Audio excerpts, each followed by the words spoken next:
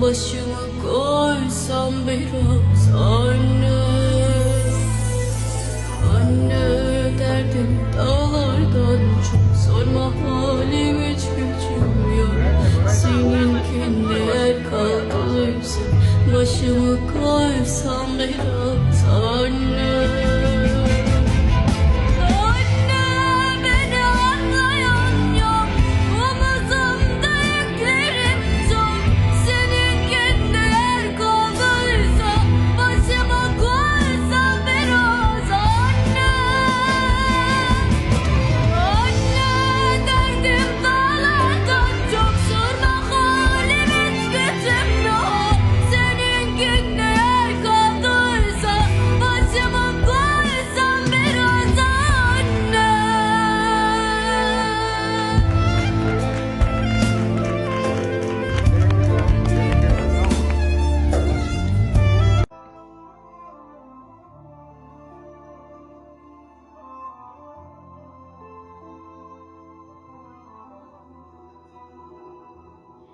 Kalbimi kırıyorlar anne,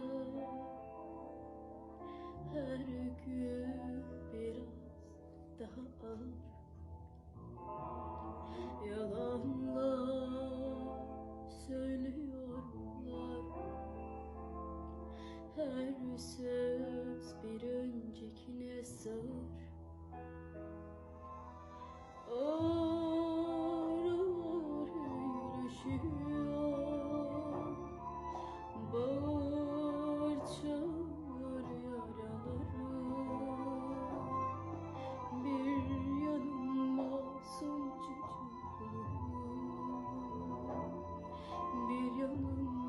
Çıkmaz sokak anne, vazgeçmek istemiyorum, kendimce direniyorum. Bir yanım hala savaşıyor, bir yanım çoktan yeni kanlı.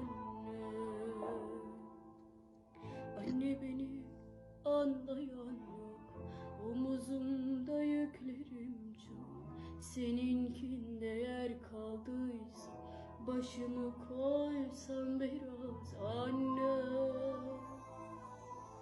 Anne derdim dağlardan çok, sorma halim hiç gücüm yok. Seninkinde yer kaldıysa başımı koysam biraz anne.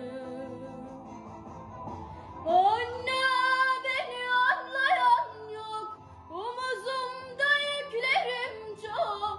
Seninkinde yer kaldıysa başımı koysam biraz anne. Anne derdim dağlardan çok, sorma halim hiç gücüm yok. Seninkinde yer kaldıysa başıma koysam biraz anne. Ay maşallah.